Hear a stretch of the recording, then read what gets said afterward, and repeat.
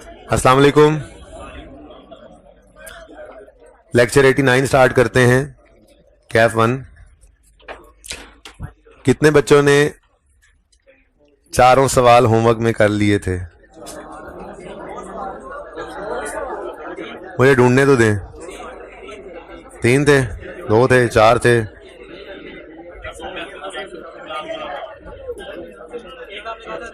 अच्छा सुने, please please खामोश हो जाएं।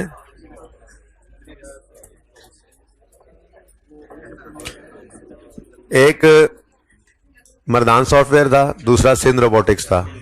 एक में थोड़ी गुंजाइश दे दी थी मैंने वैसे, चलें। और IS-8 का एक चांद पेंट्स था और दूसरा मार्वलस था। जी, कितने बच्चों ने ये चारों सवाल कर लिए? चलें, गुड। कितनों ने 3 कर लिए? कितनों ने 2 कर लिए? अच्छा, ये 2 कौन से किए? अच्छा, कल वाला जो लेक्चर था 30 मिनट 35 मिनट्स का जो होता है, वो कितने बच्चों ने सुन लिया था? चलें। चांद पेंट्स, उसके अंदर आपको होमवर्क दिया था। अच्छा जी, ऐसा है, अब मेरी बात सुन लें।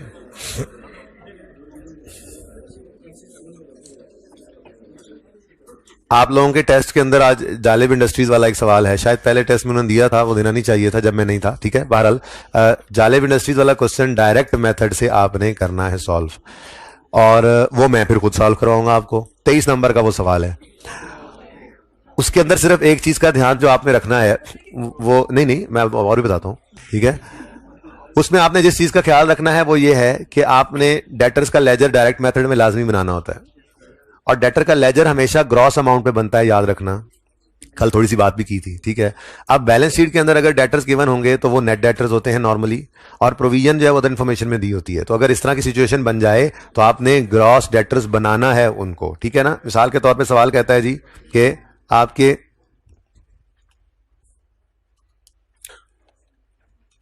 ग्रॉस डेटर्स 100% अगर हैं और प्रोविजन स्टैंडर्ड, उसमें सवाल में लिखा होता है प्रोविजन 5% है, तो फिर नेट डेटर्स कितने बने?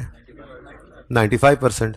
अब सवाल के अंदर आपको वो नेट डेटर्स दे दे तो उससे ग्रॉस बनाना को मुश्किल है, आपको फॉर्मूला आता है, ठीक है ना, ओपनिंग भी और क्लोजिंग भी। तो ध्यान रखना, डेटर का लेजर हमेशा ग्रॉस अमाउंट पे बनता है, ग्रॉस डेटर्स के साथ बनता है, नेट डेटर्स से नहीं बनता। तो अगर डायरेक्ट मेथड का सवाल हो और प्रोविजन गिवन हो तो उसे इग्नोर करके काम नहीं चलेगा। अगर डायरेक्ट मेथड का सवाल हो तो डेटर्स का लेजर बनाना जरूरी है, और डेटर का लेजर जरूरी डेटर ग्रॉस डेटर्स से बनता है। और अगर सवाल में बैलेंस शीट में नेट डेटर्स गिवन होंगे और प्रोविजन अदर इंफॉर्मेशन में गिवन होगी तो नेट डेटर्स को आपने ग्रॉस बनाना है, फिर डेटर्स का लेजर बनाना है, और प्रोविजन का लेजर अलग से बनाना है। ये ध्यान रखिएगा। बहरहाल वो सवाल तो मैंने करवाना ही है आपको, ठीक हो गया। दूसरा सवाल आपके टर्म टेस्ट में होगा इंशाल्लाह, IS-8 का, वो भी 23 मार्क्स का क्वेश्चन है। उसके अंदर मैंने इनकम स्टेटमेंट भी बनवाई है, बैलेंस शीट भी बनवाई है, चेंज इन इक्विटी का एक्सट्रैक्ट भी बनवाया है, चेंज इन एस्टीमेट का नोट भी बनाया है, change in accounting policy error का नोट भी बनवाया है, और जर्नल एंट्रीज भी मैंने रिक्वायर की हैं। 3 नंबर की जो जर्नल एंट्रीज वाली रिक्वायरमेंट है वो मैं अभी आपको आज सिखा दूंगा इंशाल्लाह, और वो भी इंशाल्लाह आपके 3 नंबर लूज नहीं होंगे, ठीक है। और उसके अलावा 8 नंबर का एक और कैश फ्लो है, और 2 MCQs भी हैं, ठीक है। तो 56 मार्क्स का ये टर्म टेस्ट है आपका। अगली बात सुन लें, अब आपको मैंने सिंध रोबोटिक्स जो है बोरिंग कॉस्ट तैयार करवाना था, जरूरी नहीं टेस्ट भी करना था, टेस्ट इंशाल्लाह अब मॉक में कर लेंगे, ठीक है। तो मकसद होता है आपकी तैयारी करवाना, तो ये नहीं कि आपको मैंने बोरिंग कॉस्ट कहा था तैयार करना है तो उससे सवाल भी आना है। वैसे सवाल था भी, लेकिन मैंने कहा बहुत लेंथी हो रहा है टेस्ट, रहने दो। कैश फ्लो के 2 सवाल मैंने दे दिए बजाय इसके कि मैं बोरिंग कॉस्ट देता, ठीक है ना। तो इंशाल्लाह आ रहा है मॉक के अंदर फिर बोरिंग कॉस्ट टेस्ट कर लेंगे, ठीक है जी।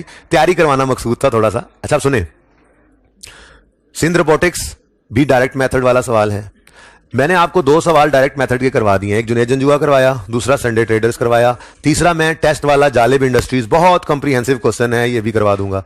वैसे तो संडे और जालिब इंडस्ट्रीज कर लेने के में कोई गुंजाइश रहती नहीं है, 70-80% तक सवाल हो जाता है डायरेक्ट मेथड से भी। बाकी तो एडजस्टमेंट आपको पता है, 1-2 बरकत के लिए आप 100 सवाल करके जाएं तो 101वां आया होता है, ठीक है ना। तो वो तो बरकत के लिए हुआ ही करती है, उनसे परेशान नहीं होना, वो एडजस्ट आती है, उनसे परेशान कभी नहीं होना। परिचय में परेशानी तब हो जब 70-80% सवाल जो आपका हर सवाल सेम होता है वो आपसे ना हो रहा हो, फिर परेशानी की बात है, ठीक है। अच्छा, तो सिंध रोबोटिक्स वाला सवाल कितने बच्चों ने अटेम्प्ट किया था?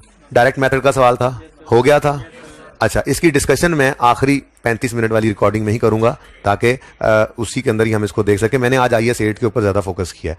वैसे मैं IS-33 स्टार्ट करने लगा था, लेकिन चूंकि IS-8 थोड़ा सा ज्यादा पेंडिंग था, इसलिए मैंने आज IS-33 स्टार्ट EPS स्टार्ट नहीं किया। होपफुली कल हम उसको स्टार्ट कर लेंगे, ठीक है। तो IS7 कैश फ्लो का सवाल इक्का दुक्का ऐसे ही मैं साथ चलाता रहूंगा ताकि उसकी प्रैक्टिस भी आपके साथ साथ रहे, लेकिन फिलहाल मैं IS8 की तरफ मूव कर रहा हूं। चांद पेंट्स जो मैंने कल आपके साथ डिस्कस किया था, कितने बच्चों ने लेक्चर सुना, जरा दोबारा हाथ खड़ा करें, कितने बच्चों ने? हाइब्रिड में भी हाँ कम बच्चे हैं। मैंने आपको ये कहा था कि थोड़ी सी एफर्ट करनी है ये 20 दिन आपने। वैसे ऐसा होगा नहीं आज के अलावा कि शाम में जो बात डिस्कस की वो सुबह वाली क्लास में हो रही हो, सिवाय आज के, क्योंकि आज मैंने वो एक छोटी सी बात पेंडिंग रह गई थी चांद पेंट्स के सवाल में, वो डिस्कस करनी थी, इसलिए मैंने वो दोबारा डिस्कस किया। बाकी मार्वलस इंडस्ट्रीज का सवाल जो है वो भी आपके होमवर्क में था, वो मैंने अगर क्वेश्चन होगा तो डिस्कस कर लूंगा, वो डिस्कस नहीं किया। बेसिकली मैंने IS8 के अंदर आपको जनरल एंट्रीज करना सिखाई हैं। अगर आपको याद हो तो प्रैक्टिस क्वेश्चन 1 जो जिंदगी का पहला सवाल हमने किया था उसमें रिक्वायरमेंट ई हमने छोड़ दी थी IS8 में, ठीक है, वो जनरल एंट्रीज की रिक्वायरमेंट है, तो वो सिखाई है। फिर 2-3 सवालों में उसको मजीद प्रैक्टिस करवाया है, तो उसके बाद फिर थोड़ी सी थ्योरी पढ़ा के मैंने क्लास को खत्म कर दिया था, ठीक है। तो कल इंशाल्लाह होपफुली EPS स्टार्ट कर देंगे, अगर मैं कंफर्टेबल हुआ IS8 और IS7 से तो EPS स्टार्ट कर देंगे कल इंशाल्लाह। बाकी फिर आखिरी 40 मिनट्स के अंदर तो हम बहरहाल चलाते ही रहेंगे, कैश फ्लो, IS8 और इस तरह से रिवर्स ऑर्डर में चलते जाएंगे, ठीक है। तो आप लोगों का आज का होमवर्क जो है वो आप पहले ही लिख लें। मेन होमवर्क तो आप लोगों का है ऑल MCQs ऑफ IS8, क्योंकि अब हमने जो MCQs की कमी बेशी है उसको भी देखना है, ठीक है ना। हर टॉपिक के अंदर इस तरह से देखते चले जाएंगे। मैं एक दिन पहले आपको MCQs होमवर्क में दे दिया करूंगा और उसके बाद अगले दिन फिर जो डिस्कशन वाले होंगे मैं अपनी तरफ से डिस्कस कर दूंगा, कोई आपकी तरफ से क्वेश्चन होगा तो वो भी ले लिया करूंगा, ठीक है। अच्छा, उसके बाद दूसरा होमवर्क है, जो 4 क्वेश्चन आपको होमवर्क में दिए थे उनमें से कोई रहता हो तो वो कर लें। पास पेपर 2 चांद पेंट्स था, फिर क्वेश्चन बैंक मार्वलस वाला कौन सा नंबर है? 7 है, 7 मार्वलस लिमिटेड, ये 2 सवाल थे IAS 8 के। उसके बाद क्वेश्चन बैंक नंबर ये मर्दान सॉफ्टवेयर कौन सा था? 6 था, 8 था? 8 मर्दान सॉफ्टवेयर और क्वेश्चन बैंक 10 सिंध रोबोटिक्स। ये 4 सवाल आपको कल होमवर्क में चले गए थे IS7 और IS8 के।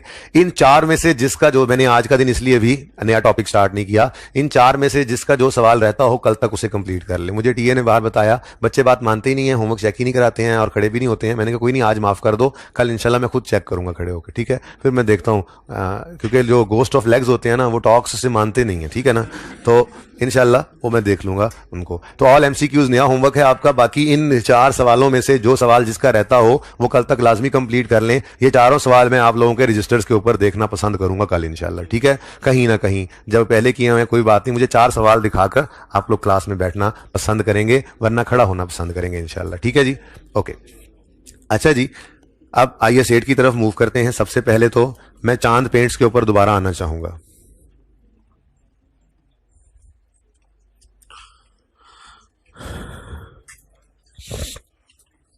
असल में चांद पेंट्स में एक लाइन थी जो मुझे कल डिस्कस कर लेनी चाहिए थी, लेकिन बच्चे इतना रोला डाल देते हैं ना, वो रोने वाले हो जाते हैं कि उसके बाद फिर बात हो ही नहीं पाती।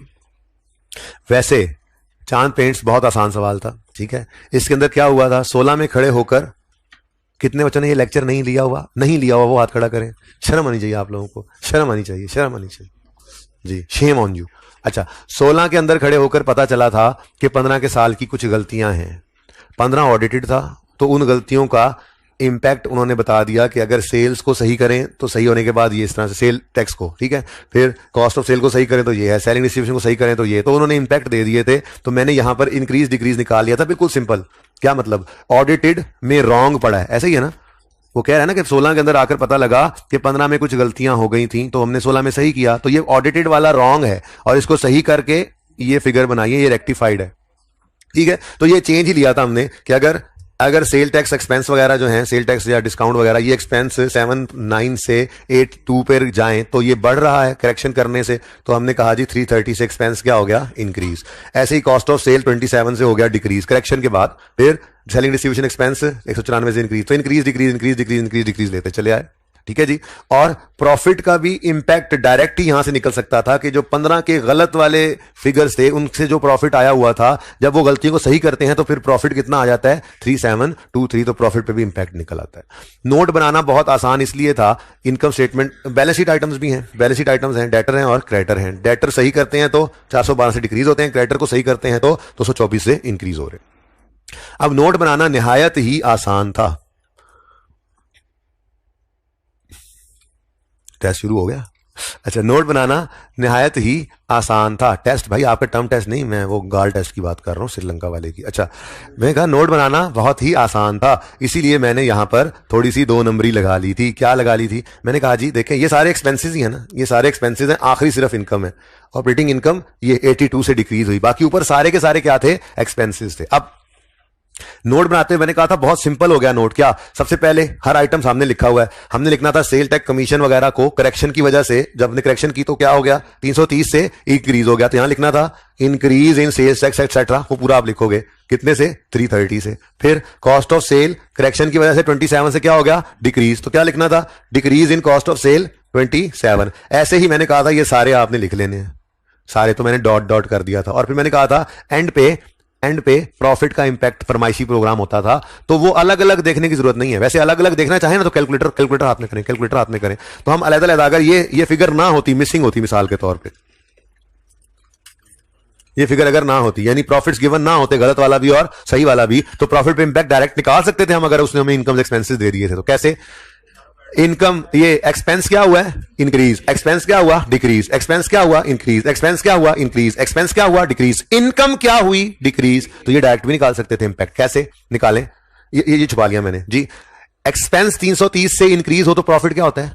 डिक्रीज। तो -330 लिखो, -330 कैलकुलेटर लिख लिया। आगे एक्सपेंस 27 से डिक्रीज होगा तो प्रॉफिट, तो +27। आगे बढ़ो, एक्सपेंस 194 से बढ़ जाएगा तो प्रॉफिट कम, तो -194। फिर एक्सपेंस 105 से बढ़ गया तो प्रॉफिट 105 से कम, तो -105। 48 से एक्सपेंस कम हुआ तो प्रॉफिट बढ़ गया, +48। फिर 82 से इनकम कम हो गई तो प्रॉफिट भी कम हो जाएगा, -82। आंसर 636 से प्रॉफिट क्या हो गया? डिक्रीज। तो हम ऐसे डायरेक्ट भी लिख सकते थे यहां से, अगर ये ना गिवन होता, लेकिन इतनी मुसीबत में पढ़ने की जरूरत ही नहीं थी। असल में उसने हमें ये फिगर भी दे दी थी। क्या? 2015 में जो गलत प्रॉफिट्स थे वो 4359 थे, और सही गलती करने के बाद जो प्रॉफिट्स की फिगर आई है वो 3723 है। इन दोनों का डिफरेंस लें तो यही 636 ही आता है, चेक कर लो। तो इतनी मुसीबत में पड़ने की बजाय हमने डायरेक्ट यहां से भी इंपैक्ट निकाल लेना था, तो नोट ऐसे बन जाना था इनकम स्टेटमेंट का, इनकम स्टेटमेंट के आइटम्स का। फिर बैलेंस शीट के आइटम्स का note, decrease in trade and other receivables. Trade and other receivables decrease हो रहे हैं 412 से, trade and other payables increase हो रहे हैं 224 से। तो ये काम नहीं यहां पे किया था, decrease in trade and other receivables 412 और increase in trade and other payables 224। लेकिन ये बड़ा मेरा फेवरेट था कल वाली क्लास के अंदर ये पॉइंट, क्योंकि पहली बार ऐसा हुआ कि हमें रिटेन अर्निंग निकालने के लिए ये जो अप्रोच लगाते हैं इसमें एसेट भी आया और लायबिलिटी भी आई थी। तो फिर मैंने बड़ी खुशी से कल वाली क्लास के अंदर ना ये एडजस्टमेंट कराई थी कि ये करने के बाद रिटेन अर्निंग्स का इंपैक्ट लेना है तो क्या करोगे। मैंने कहा था जी equity is equal to asset minus liability करके आपने करना होता है, यही सिखाया हुआ था ना। अब एसेट 412 से क्या हो रहा है? डिक्रीज, -412, और लायबिलिटी 224 से इंक्रीज हो रही है, लेकिन उसका बढ़ना प्लस और ये माइनस, प्लस माइनस मल्टीप्लाई होकर क्या बन गए? माइनस। तो फिर ये दोनों माइनस माइनस, तो फिर इक्विटी में क्या आ गया? 636 से डिक्रीज। तो रिटेन अर्निंग्स में क्या आया? डिक्रीज। ये मैंने आपको कल की क्लास में सिखाया था, ले लेनी चाहिए थी क्लास आप लोगों को। बहरहाल अल्लाह आप लोगों को जज़ाए खैर दे, अब क्या कह सकता हूं आपको, ठीक है। आइंदा ऐसा नहीं करना। 5 से 6 बजे तक ये अपलोड हो जाता है, तो कोशिश किया करो रात को सोने से पहले ये लेक्चर लेके सो जाया करो, ठीक है। अच्छा ओके, सुनो अब सुन लो बेटा, सुन लो। नोट बनाना कोई मुश्किल था इसमें? बहुत आसान था, ठीक है। अब अगली चीज उन्होंने क्या कही? स्टेटमेंट ऑफ, ये थी ए रिक्वायरमेंट। ये क्या थी? ए रिक्वायरमेंट, ठीक है। ये बनानी तो खुद ही है, ये चांद पेंट्स आपने घर पे करना है, यहां से थोड़ी नकल करेंगे आप लोग, बड़े अच्छे बच्चे हैं, यहां से नहीं नकल करेंगे आप, ठीक है ना। आपने तो ये नोट खुद बनाना है, खुद बनाएंगे इंशाल्लाह, ठीक है ना। ये बीच में डॉट डॉट आपने नहीं पर्चे में लगा देने, ये सारे आइटम्स को आपने लिखना है इस तरह से, सारे इंक्रीज डिक्रीज लिखने हैं, वो मैंने डॉट डॉट लगाए थे, ठीक है। अच्छा, अब रिक्वायरमेंट बी क्या थी? ये तो रिक्वायरमेंट ए 10 नंबर की ये रिक्वायरमेंट थी, कख भी करना नहीं था। असल में वैसे तो FAR 2 के अंदर जब ये होता था तो ये सवाल एज इट इज वहां पे आया था, लेकिन असल में ना इसकी टेक्निकलिटी थोड़ी बढ़ जाती थी जब IAS 12 करंट टैक्स और डेफर्ड टैक्स भी इसमें मिक्स होता था। आपके पास वो है नहीं, तो IAS 8 बहुत ही सिंपल हो गया आप लोगों के पास आकर, ठीक है ना। बहरहाल सेकंड रिक्वायरमेंट क्या है? Prepare statement of changes in equity for the year ended 30 जून 2016, ठीक है जी। तो 30 जून 2016 की statement of changes in equity बनानी है,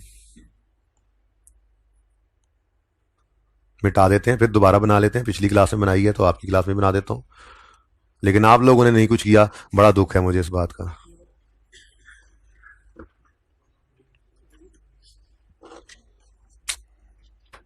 अफसोस है कि जा ही नहीं रहा, दुख है कि खत्म ही नहीं हो रहा, जो आप लोगों ने कुछ नहीं किया।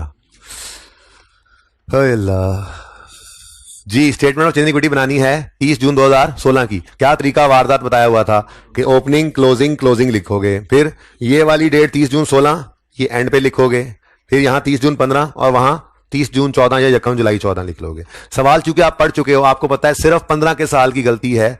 अगर आपने सीखा हुआ था कि 16 के साल की गलती हो तो 16 के प्रॉफिट में सही कर देंगे, 15 के साल की गलती हो तो 15 के प्रॉफिट में सही कर देंगे, और अगर इससे पहले किसी साल की गलती हो तो उसे ओपनिंग में सही कर लेते हैं, यानी ओपनिंग को 2 बार लिखते हैं। लेकिन अब हमारे सवाल के अंदर 14, 13, 12 की कोई गलती नहीं है, सिर्फ किसकी गलती है?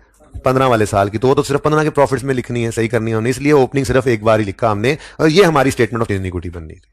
15 के साल का प्रॉफिट यकम जुलाई 14 से 30 जून 15 वाले साल में आएगा, और 16 के साल का प्रॉफिट यकम जुलाई 15 से 30 जून 16 वाले साल में आएगा। ऐसे ही होता है ना। तो ये हमारी statement of change in equity बननी है।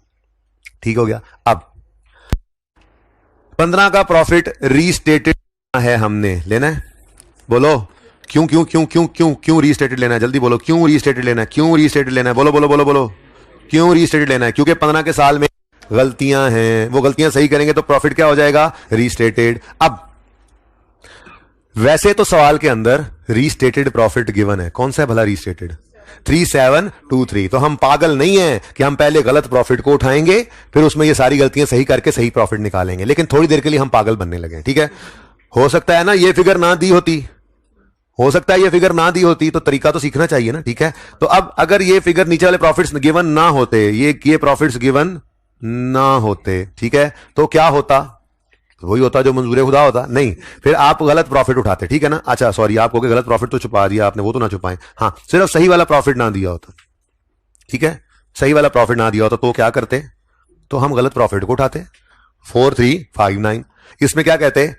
330 एक्सपेंस बढ़ा तो प्रॉफिट कम कर लो, तो -330 प्लस 27 -194 -105 प्लस 48 -82, ठीक है ना। और सही प्रॉफिट तक पहुंचते। कैसे पहुंचते? ऐसे पहुंचते, ठीक है। गलत प्रॉफिट 4359, इसके अंदर ये सारे इंपैक्ट्स डाले हमने। उधर देखो 330 से एक्सपेंस बढ़ा, एक्सपेंस बढ़ने से प्रॉफिट कम, एक्सपेंस कम होने से प्रॉफिट बढ़, एक्सपेंस के बढ़ने से प्रॉफिट कम, एक्सपेंस के कम होने से, एक्सपेंस के बढ़ने से प्रॉफिट कम, एक्सपेंस के कम होने से प्रॉफिट बढ़, इनकम के कम होने से प्रॉफिट कम, ठीक है। तो क्या आ गया आंसर? अब इसको कैलकुलेट करके देखो जरा, काइंडली प्लीज प्लीज जरा कैलकुलेट करके देख लें जरा। ऐसे फरमाइशी प्रोग्राम है ना, उस्ताद की तरफ से फरमाइश है जी, बोले। नहीं नहीं नहीं, करके देखें, करके देखें, ऐसे नहीं वो वाली फिगर उठा लें जी। 3723, तो 3723 यहां पर लिखते आप, और यहां पे फिर क्या आ जाता? रीस्टेटेड। क्या आ जाता जी? रीस्टेटेड, ठीक है। लेकिन ये सारा काम हमने क्यों नहीं किया? क्योंकि हमें ये 3723 वाली फिगर सवाल में ही अवेलेबल कर दी थी उसने, ठीक हो गया। तो वही हमने रीस्टेटेड वाला प्रॉफिट 3723 उठाकर यहां पर लिख लेना था, ठीक हो गया। अच्छा, लेकिन ना मैं ये सारी बात इसलिए कर रहा हूं कि मैं ना थोड़ा सा आपको पास पेपर 1 के साथ कंपेयर करके देना चाह रहा हूं। पास पेपर 1 याद है आपको? आपको भूल गया होगा, मुझे याद है। पास पेपर 1 में क्या हुआ था? 13 के अंदर एक गलती हुई थी जो 14 में पकड़ी गई। मोहतरम ने क्या किया था? मोहतरम ने 14 के अंदर खड़े होकर 14 के प्रॉफिट्स में उसको सही कर दिया था। हम सर पकड़ के बैठ गए, हमने कहा ओहो। लेकिन उस सर पकड़ने से पहले हमने क्या किया था? हमने पहले वही नॉर्मल वाली काउंटिंग की थी। क्या 13 की गलती है, 13 में सही करो, ऐसे ही किया था। ये 13 की गलती को हमने 13 में सही किया था, ठीक है, 13 के प्रॉफिट में सही किया था। फिर अगली लाइन जब हमने पढ़ी तो हमारे तो होश ही खता हो गए, औसान खता हो गए, ठीक है, हवास बाख्ता हो गए। क्या कर दिया उसने? The mistake was corrected bye adjusting profit and loss of 14। हमने कहा था ये गलती कर दी इसने, 13 की गलती तो 13 में सही होती है, इसने क्या किया? 14 के प्रॉफिट्स में सही कर दिया था। अच्छा एक बात बताऊं, 13 की गलती पकड़ी कब गई है? 14 में। तो सही तो 14 में खड़े होकर ही होती है। हाँ, सही तो 14 में। ये वो डोरेमोन थोड़ी कि आप 13 में वापस चले जाएंगे, मैंने पहले भी बोला था आपको, ठीक है। 13 की गलती पकड़ी कब गई है? 14 में। तो सही कहां करते हैं? सही कहां खड़े होकर करते हैं? खड़े तो 14 में ही होते हैं, लेकिन 14 के प्रॉफिट्स को सही नहीं करते। सही कहां करते हैं? 13 के प्रॉफिट में जाके। और अगर 13 से पहले गलती हो तो ओपनिंग में जाके सही करते थे। ये चेंज इन इक्विटी सामने रख के मैं बात करता हूं जी। मिसाल के तौर पर यह सवाल है, हमारे पास 15 के साल की गलती है, ठीक है, हमारे पास 15 के साल की गलती है, तो सही कहां करेंगे? 15 के प्रॉफिट्स में, ठीक है। और अगर 14 के साल की गलती होगी तो ओपनिंग में। लेकिन ये गलती 15 या 14 या 13 की पकड़ी कब गई है? 16 में। तो खड़े तो 16 में ही होते हैं हम, तो स्टैंडिंग इन 16 हम करेक्शन करते हैं 15, 14, 13 के एरर की, तभी तो ये प्रायर ईयर एरर करेक्शन है। ठीक है ना। तो गलती तो 16 में खड़े होकर ही सही करते हैं 15 की, लेकिन 15 की गलती को 15 के प्रॉफिट्स में सही करते हैं, 14 की गलती को 14 के प्रॉफिट्स में यानी ओपनिंग वगैरह में सही कर देते हैं, कभी भी 16 के प्रॉफिट्स में हम सही नहीं करते। पास पेपर 1 में उसने क्या गलती की थी, पास पेपर 1 ने उसने ये चवल मार दी थी कि उसने 16 में खड़े 14 के साल के अंदर खड़ा था ना, 13 की गलती पकड़ी गई तो उसने 13 की गलती को सही कर दिया 14 के प्रॉफिट एंड लॉस को एडजस्ट करके। ये गलती थी, असल में ये गलती थी, ठीक है ना। तो हमने फिर क्या कहा, हमने कहा था जी 13 की गलती को 13 में सही करो और 14 में जो उसने सही कर रखा है इसको क्या कर दो, रिवर्स कर दो। अब ये वाला क्वेश्चन करने के बाद जब आप पास पेपर 2 चांद पेंट्स में आए तो आपने कहा सर, ऐसे कहा आपने, सर ये भी तो आप देखें इसने ऐसा ही लिखा हुआ है कि 15 के साल की गलती है और कह रहा है in April 16 it was discovered that certain errors had been made in financial statements of for the year 30 June 15 and the errors were corrected in 16। Sir यहां पे भी तो उसने एरर 16 में सही किया है, तो इसका मतलब आप यूं करें, आप हमारी बात माने, जरा इसको मिटाएं, पहले थोड़ा सा ऊपर लेके आए, जरा दोबारा मुझे लिखवाएं क्या लिखा हुआ था यहाँ पे, पैट ऑफ 2016। अच्छा, तो आप क्या कह रहे हैं, सर आप हमारी बात अब माने, आप यहां पे ना 16 के प्रॉफिट को पकड़ें। कितना है प्रॉफिट 16 का, 4089, यही है ना। सर ये ना उसने 16 में खड़े होकर 4089 में इस गलती को सही कर दिया है, तो आप जरा ऐसा करें जो जो ऊपर किया उसको इधर रिवर्स भी करें, करें +330 -27 +194 +105 -4 करें ना, करें प्लस क्या क्या क्यों क्यों क्यों क्यों क्यों क्यों क्यों उसने यही काम ही किया है। देखो देखो उसने लिखा हुआ है एरर्स वर करेक्टेड इन 16, यहां भी उसने लिखा था एरर वर करेक्टेड इन 14। जिस साल में खड़े थे यहां भी तो उसी साल में एरर करेक्ट किया था, और यहां भी उसी साल में कितने गया, यहां भी किधर गया, यहां भी इसी साल में करेक्ट किया है, ठीक है। और जिस साल में खड़े हैं पिछले साल का एरर पकड़ा गया तो उसी साल में करेक्ट किया ना। तो सर पास पेपर 1 में भी ऐसे ही किया था, पास पेपर 2 में भी ऐसे ही किया है, फर्क क्या है, फर्क है 15 की गलती को 16 में ही खड़े होकर पकड़ने पर सही करता है, तभी तो प्रायर ईयर एरर है। वहां पिछले सवाल के अंदर 13 की गलती 14 में पकड़ी गई तो 14 में खड़े होकर सही करनी थी। गलती यह है कि 14 के अंदर खड़े होकर 14 के प्रॉफिट्स में सही नहीं करना चाहिए था। तो ये पूरी बात नहीं उसने लिखी हुई ऐसी लाइन, उसने ये लिखा होता ना अगर the errors were corrected in 16 bye adjusting profit of 16, तो फिर गलती होती, फिर हम ये काम भी करते जो असल में करना था और यहां पे रिवर्स भी करते, ये काम यहां पे नहीं करना, ये काम यहां पर नहीं, रिवर्सल यहां पर नहीं जरूरत, ठीक है। दोनों सवालों में समझ आई है फर्क।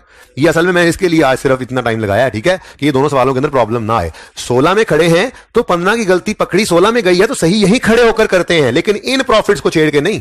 15 को 14 की गलती है तो ओपनिंग में, 13 की गलती है तो ओपनिंग में, ठीक है। तो ये बिल्कुल सही है। तो एरर वॉज करेक्टेड इन 16, ये होना भी ऐसे ही चाहिए था। यहां पे एरर वॉज करेक्टेड इन 14 होना भी यही चाहिए था। मसला किस लाइन में है, मसला इस लाइन में bye adjusting profit and loss of 14, ये गलती है, ठीक है ना। इसलिए पास पेपर 1 में हमने क्या किया था, 13 में गलती को सही किया था और जो 14 में उसने सही कर रखा है 14 के प्रॉफिट्स को हिट करके उसको क्या कर दिया था, रिवर्स, ठीक है। लेकिन चांद पेंट्स के अंदर आपने 15 के अंदर उसने इस गलती को सही किया है।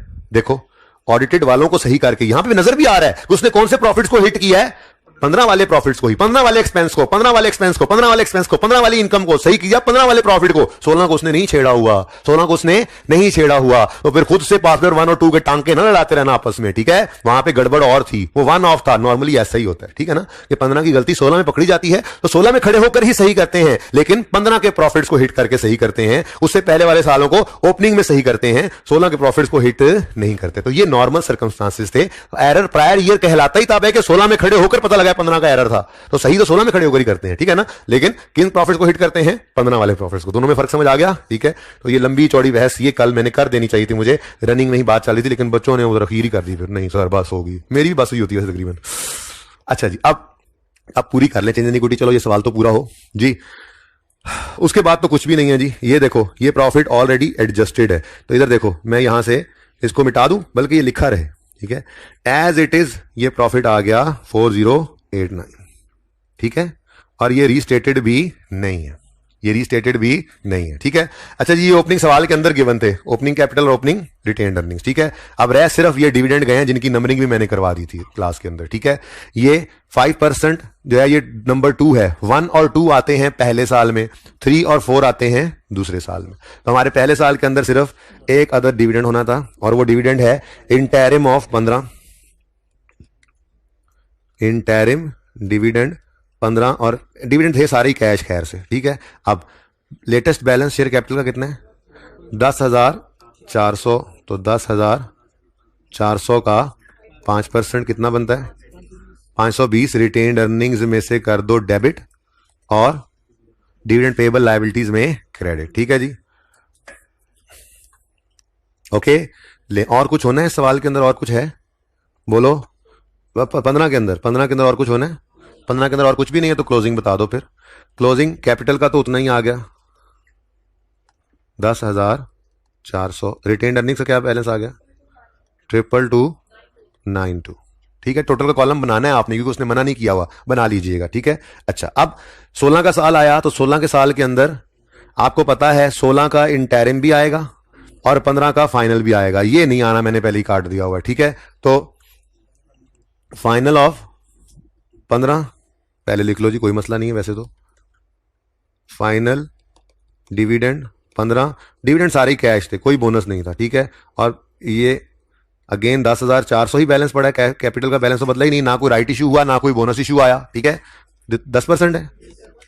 1040 से रिटेन्ड अर्निंग्स डेबिट और डिविडेंड पेएबल लायबिलिटीज में क्रेडिट। ठीक है जी, उसके बाद इंटरिम डिविडेंड है 16 का, ये भी 10% है और कैश ही है। ठीक है जी, तो इंटरिम डिविडेंड ऑफ 16 में ही आएगा ना जी, है ये भी कैश। और कैपिटल का बैलेंस अभी भी नहीं बदला। इतना आसान सवाल था, नंबर चेक किए कितने थे इसके? अखीर नहीं हो गई यार, इतना आसान सवाल जी। 1040 पर्चे में ना हुजम देख के आप परेशान, सवाल को देख के ओ यार ये पता नहीं क्या है यार, ये क्या हो गया अजीब सा। आइए सेठ का सवाल, अब आई सेठ आपको कितना अच्छा आता था, लेकिन ये सवाल देख के लगता है यार ये क्या हुआ पड़ा है, ये क्या है? कुछ नहीं, सवाल को 2 दफा पढ़ोगे तीसरी बार खुद समझ आएगी कि क्या करना है इसके अंदर।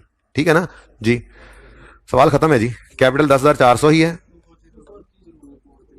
301। ठीक है जी, और टोटल कॉलम आप बना लेंगे। तो ये हमारी हो गई रिक्वायरमेंट बी। ठीक है जी, कोई क्वेश्चन है तो पूछ सकते हैं आप। ये हमारा एरर करेक्शन नोट है जिसको मैंने कंप्लीट नहीं बनाया, थोड़ी सी डंडी मार ली थी।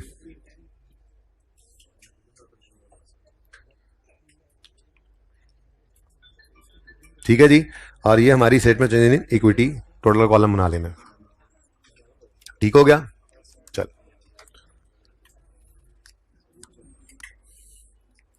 मार्वलस ये क्वेश्चन बैंक जो 8 है, कितने बच्चों ने अटेम्प्ट किया है वैसे क्लास में जो बैठे हैं? वो हाथ खड़ा कर दें। हो गया था, उसमें मसला होना नहीं चाहिए था कोई बात नहीं, कर लेंगे वो। मैं अब आखिरी क्लास में पूछूंगा बच्चों से, वो क्वेश्चन कहेंगे तो मैं उसको आंसर करूंगा, वो आखिरी 25-30 मिनट में। ठीक है ना? अच्छा सुने जी, एक चीज IS 8 में रहती है और वो है जर्नल एंट्रीज। ठीक है, प्रैक्टिस क्वेश्चन 1 केच भी लो तस्वीर पाए ना।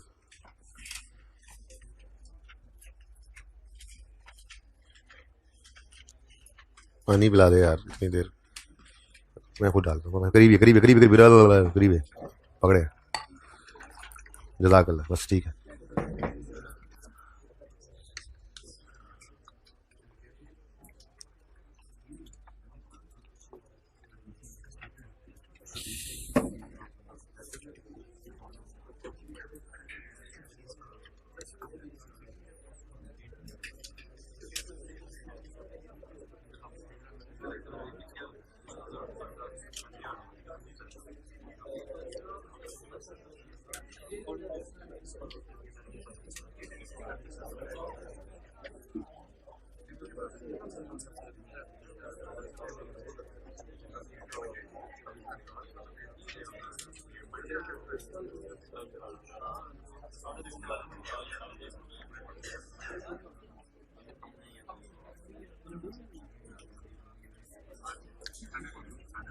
अच्छा जी,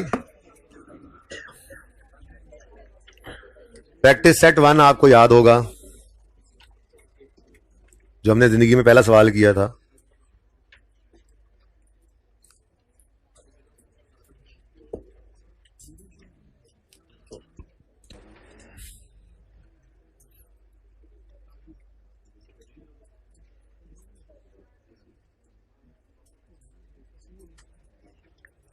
प्रैक्टिस क्वेश्चन 1 पेज 381। रिक्वायरमेंट थी इसकी, प्रिपेयर।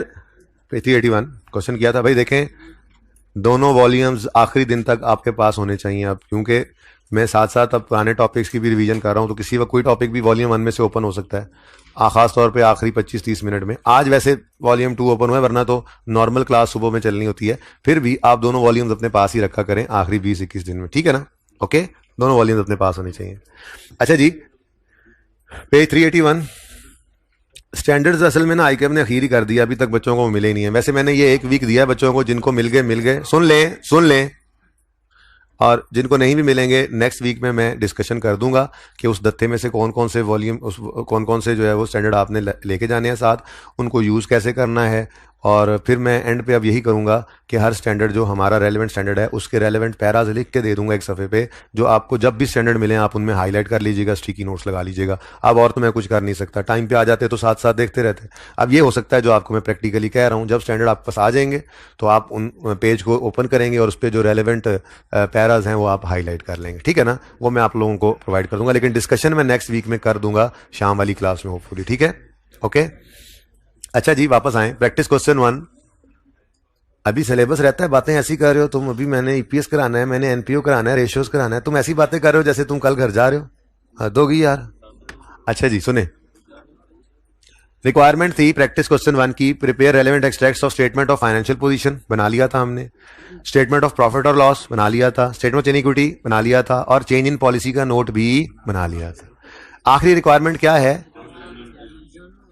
पता नहीं आपस में बातें क्यों कर रहे हैं कुछ बच्चे जी। रिक्वायरमेंट क्या है? पास जर्नल एंट्रीज। अब आपका दिल पता है क्या कर रहा है? आपका दिल ये कर रहा है कि आप ये वर्किंग 1 को यहां से मिटाएं और यहां पे लिख दें रिक्वायरमेंट ई। दिल तो यही कर रहा है ना, ये जनरल एंट्रीज तो हुई पड़ी हैं, लेकिन मसला ये है कि अगर आपने ऐसा किया तो आपको एक भी नंबर इस रिक्वायरमेंट का नहीं मिलेगा। आज वाले सवाल में 3 नंबर इस रिक्वायरमेंट के भी हैं, इसलिए बड़े ध्यान से देखिएगा, ठीक है? अगर पर्चे के अंदर आपको वो जनरल एंट्रीज का कह दे तो ये वाली जनरल एंट्रीज वो रिक्वायरमेंट वाली नहीं है, ठीक है? लेकिन इन जनरल एंट्रीज के बगैर सवाल अपने पैरों पर खड़ा ही सकता, इसलिए ये बात याद रखना, ये जनरल एंट्रीज बहुत से भी ज्यादा जरूरी है।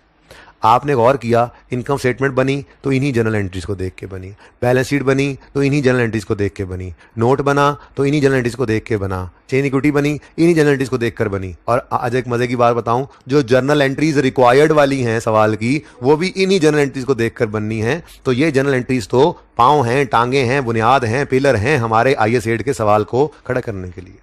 इसके बगैर आईएएस हेड का सवाल नहीं हो सकता। लेकिन ये जनरल एंट्रीज नहीं है जो सवाल ने रिक्वायर की हैं, ये तो वर्किंग 1 है। तो अगर जनरल एंट्रीज मांग ले तो क्या करेंगे? अब उसको जरा ध्यान से देखने के लिए ये मैंने जनरल एंट्रीज को दोबारा यहां पे उतार लिया।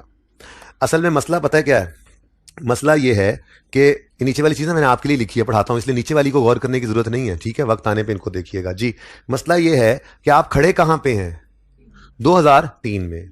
अब कई बार आपको कह चुका हूं, आप डोरेमोन नहीं है कि आप 2003 में खड़े हैं और 2002 में भी चले जाएं और वहां की किताबें ओपन कर लें, फिर 2001 में भी चले जाएं आप टाइम मशीन में बैठ के और वहां की किताबें वहां पे जाके ओपन करके सही कर लें। ये दरअसल ऐसा ही हुआ है।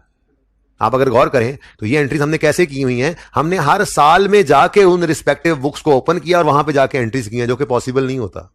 हम 3 में खड़े हैं तो हमारे पास इनकम्स एक्सपेंसेस 3 वाले को, ये 2 वाले और 1 वाले कोई नहीं पड़े होते। Profit and loss balance sheet माना एज ऑन होती है, balance sheet items as on होते हैं, लेकिन इनकम स्टेटमेंट तो फॉर द ईयर होती है। तो 2003 में खड़े होके 2001 के इंटरेस्ट एक्सपेंस को कैसे आप क्रेडिट कर सकते हो? 2002 के आप इंटरेस्ट एक्सपेंस को कैसे क्रेडिट कर सकते हो? चलो माना आप 2003 में खड़े होके प्लांट को तो हिट कर लोगे। ये बात समझ आई है? और बात समझ आई है थोड़ी बहुत? और समझ आ रही है? जाग रहे हो? और बेहोश लोग हो? जाग रहे हो? मसला क्या है कि हम खड़े हैं 2003 में। तो 2003 में खड़े होकर 2001 और 2002 की किताबें ओपन करके उसमें एंट्रीज नहीं की जा सकती। ये एंट्रीज तो हमने ऐसे ही की हुई हैं। अब ये ना कहना कि एंट्रीज करेंगे ही नहीं, नहीं, सवाल इनके बगैर हो ही नहीं सकता। तो सवाल को पैरों पे खड़ा करने के लिए हर साल की किताबें ओपन करके ये एंट्रीज तो हम कर लेंगे, लेकिन अगर सवाल ने खुदा ना खास्ता मांग ली रिक्वायरमेंट में पास जर्नल एंट्रीज, तो ये वर्किंग 1 नहीं है, ये वर्किंग 1 है, ये जर्नल एंट्रीज नहीं है। अब जर्नल एंट्रीज कैसे करेंगे? हम 2003 में खड़े होकर 2001 और 2 की जर्नल एंट्री पास करेंगे। जैसे अभी बोलकर आया हूं आपको कि 16 में खड़े हैं तो 16 में खड़े होकर ही 15 का एरर सही कर रहे हैं ना आप। ऐसे ही हम 3 में खड़े हैं, 2 और 1 की जो चेंज इन पॉलिसी का इंपैक्ट है वो हम 3 में खड़े होकर ही सही कर रहे हैं ना। तो जनरल एंट्री पास करनी है सबसे पहली क्या? 2001 और 2 की जनरल एंट्री पास करनी है स्टैंडिंग इन 2003, स्टैंडिंग इन 2003। अब इसका तरीका क्या होगा? इसका तरीका ये होगा कि आपने बैलेंस शीट के आइटम्स को पकड़ लेना है, उनकी एंट्री पास कर लेनी है और इनकम स्टेटमेंट वाले आइटम्स को इग्नोर कर देना है। क्या कर देना है जी? इग्नोर कर देना है, ठीक है। और बैलेंसिंग फिगर कहां फेंक देनी है? रिटेन्ड अर्निंग्स में। इससे ना समझ नहीं आना, ये बहुत सिंपल है। मैं थोड़ा सा ना एग्जांपल एक बनाई थी, मुश्किल किया मैंने सवाल को, ठीक है। ये मैं एग्जांपल को जरा दोबारा आपके लिए यहां से मिटाकर, जी 2 साल की एंट्री है मिसाल के तौर पे, ये मैंने मिसाल ली है, ठीक है जी। मिसाल के तौर पे 2001 में हमने एक रेक्टिफाइंग एंट्री की, प्लांट डेबिट एक्सपेंस क्रेडिट 10 रुपए से, और एक और एंट्री की हमने एक्सपेंस डेबिट पेबल क्रेडिट 3 रुपए से। ऐसे ही 2002 के अंदर हमने एक एंट्री की, प्लांट डेबिट एक्सपेंस क्रेडिट 12 रुपए से, और एक और एंट्री की एक्सपेंस डेबिट पेबल। ये जरा थोड़ा मुश्किल किया मैंने, क्योंकि सवाल इतना आसान था कि फिर वो समझ आने मजा ही नहीं आता उसमें, ठीक है ना। थोड़ा सा मुश्किल किया मैंने इसको, ठीक है। अब मैं कह रहा हूं कि मैं 2003 में खड़ा हूं। कहां खड़ा हूं जी? 2003 में खड़े होकर मैं 2001 और 2 की गलतियां सही करने लगा हूं, ठीक है। तो क्या करने लगा हूं मैंने जर्नल एंट्री पास करनी है, journal entry of 2001 and 2002, standing in 2003, standing in 2003। ये अभी आपने नोट नहीं करना, ये सवाल की रिक्वायरमेंट तो वैसे नहीं है, ये मैंने वैसी एग्जांपल बनाई ताकि थोड़ा लाइबिलिटी भी आए ना। उस सवाल में तो लाइबिलिटी आने से वैसे डाला था तो मजा ही नहीं आता, ठीक है। अच्छा, अब मैंने क्या कहा आपको कि हमने बैलेंस शीट आइटम्स को क्या कर देना है? पकड़ लेना है, और इनकम स्टेटमेंट आइटम को क्या कर देना है? इग्नोर। अब बैलेंस शीट आइटम कौन कौन से हैं? ये प्लांट है, ये पेएबल, कोई लाइबिलिटी है इलेक्ट्रिसिटी पेएबल लेट्स से, फिर ये प्लांट है और ये पेएबल है, ठीक है। इनको पकड़ लो। अब प्लांट 2001 में 10 से बढ़ा और 2002 में 12 से बढ़ा, तो फिर टोटल 22 से बढ़ गया, डेबिट हो गया ना। बोलो, अच्छा ये ऐसे भी हो सकता था कि प्लांट यहां पर 10 से बढ़ रहा है, यहां पे 5 से कम हो जाता, तो फिर नेट करके जिस तरफ आता वो लिख लेते, लेकिन ये इत्तफाकन सेम है, ठीक है ना। तो एग्जांपल थी ना, ऐसी बन गई पिछली क्लास में, ओके। तो प्लांट 10 से बढ़ा और प्लांट 12 से बढ़ा, तो प्लांट डेबिट 10 जमा 12 22। और इसी तरह से अगर ये कम हो रहा होता तो हम यूं लिखते 10 माइनस 5 और डेबिट साइड पे 10 आ जाता। अच्छा, अगर क्रेडिट साइड ज्यादा होती तो फिर बैलेंस क्रेडिट साइड पे बच जाता। वो तो कर लोगे ना, कॉमन सेंस की बात है, ये तो कर लोगे ना भाई, पिलर के पीछे वाले भाई कर लोगे ना, ये बात तो सामने होकर बैठो ना जरा, ठीक है। तो सिंपल सी बात है, आपने एसेट और लाइबिलिटीज को पकड़ लेना है, बैलेंस शीट आइटम को पकड़ लेना, ठीक है। तो दोनों साल के अंदर देखा आपने प्लांट का क्या इंपैक्ट आ रहा है, प्लांट 22 से बढ़ गया, ठीक है। नेक्स्ट, पेएबल 3 से क्रेडिट हुआ यानी बढ़ा, और पेएबल 4 से क्रेडिट हुआ, तो 7 से टोटल क्रेडिट हो गया। अच्छा, ये डिफरेंट भी हो सकता था, यहां पे 3 से क्रेडिट हो रहा है, यहां पे 5 से डेबिट हो जाता, तो नेट में फिर 2 से डेबिट लिख देते। लेकिन फिलहाल मेरी एग्जांपल में क्या हुआ है, पेएबल 3 से क्रेडिट हुआ, पेएबल 4 से क्रेडिट हुआ, तो टोटल में पेएबल क्रेडिट हुआ 3 से और फिर क्रेडिट हुआ 4 से, तो टोटल क्रेडिट कितने से हो गया? 7 से, ठीक है। ये आपने क्या किया, बैलेंस शीट के आइटम्स को पकड़ लिया, ठीक है, और इनकम स्टेटमेंट के आइटम्स को क्या कर दिया? इग्नोर। अब आपकी एंट्री बैलेंस नहीं हो रही है, तो बैलेंसिंग फिगर किस तरफ आ रही है? क्रेडिट साइड पे। कितनी आ रही है? 15। ये 15 को आप फेंक दोगे रिटेन्ड अर्निंग्स में। ये 15 को कहां फेंक दोगे? तो जो बैलेंसिंग फिगर आए, ये क्रेडिट साइड पे भी आ सकती थी, डेबिट साइड पे भी आ सकती थी। करना क्या है, बैलेंस शीट आइटम्स को उठाना है, डेबिट क्रेडिट कर देना है, और बैलेंसिंग एंट्री जिस तरफ बैलेंस हो रही हो उस तरफ आपने फिगर लिख के उसको कहां फेंक देना है? रिटेन्ड अर्निंग्स में। क्यों? क्योंकि इनकम्स एक्सपेंसेस 2003 में खड़े होकर 2001 और 2 के हमारे पास नहीं है। हाँ, रिटेन्ड अर्निंग्स तो है, ठीक है। तो जर्नल एंट्री पास करने का तरीका फिर क्या हुआ, ये जरा मुश्किल वाली एक एग्जांपल मैंने बनाई है, क्योंकि सवाल में तो इतना मुश्किल भी नहीं है, इसलिए फिलहाल इसको आप जरा क्लिक कर लो इसको, ठीक है ना।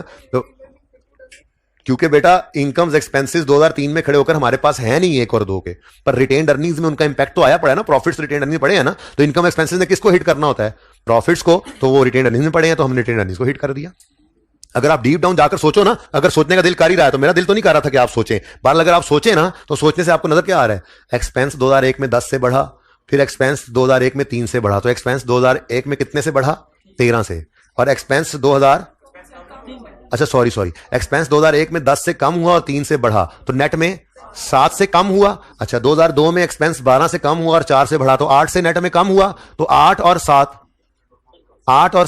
15 से एक्सपेंस क्या हुआ? कम। एक्सपेंस का कम होना प्रॉफिट को देता है बढ़ा, और प्रॉफिट कहां पड़े हैं? रिटेन्ड अर्निंग्स में। प्रॉफिट का बढ़ना क्रेडिट, तो रिटेन्ड अर्निंग्स का बढ़ना भी फिर क्या होगा? क्रेडिट, तो इसीलिए 15 आ रहा है। लेकिन खुदारा ऐसे नहीं सोचना, इतना कौन सोचे। सादा सी बात कही आपको, उसूल लिखवा रहा हूं ना, अभी उसूल नोट कर लेना। उसूल क्या है समझ आइए बात की, कॉन्सेप्ट होना चाहिए, लेकिन पर्चे में सारे कॉन्सेप्ट नहीं चलते हैं। कॉन्सेप्ट ठीक है आ गया हमारे पास, पर्चे में क्या करना है? जनरल एंट्रीज मांग ले, 3 में खड़े होकर 2 और 1 की किताबें हम नहीं ओपन कर सकते, इनकम एक्सपेंसेस हमारे पास नहीं पड़े हुए, तो 3 में खड़े होकर क्या करेंगे हम? एसेट्स और लायबिलिटीज यानी बैलेंस शीट आइटम्स को पकड़ लेंगे और इनकम एक्सपेंसेस को, इनकम स्टेटमेंट के आइटम्स को इग्नोर कर देंगे। बैलेंस शीट आइटम लिखने के बाद जिस तरफ बैलेंस शीट फिगर पड़े एंट्री में, वो उस तरफ लिखकर कहां फेंक दोगे? रिटेन्ड अर्निंग्स में उसको, ठीक है। यहां तक को मसला। तो ये एंट्री, ये पिक्चर ले ली आप लोगों ने इसकी? अच्छा ले लें। अभी रख लो, अभी क्लास के बाद लेता हूं।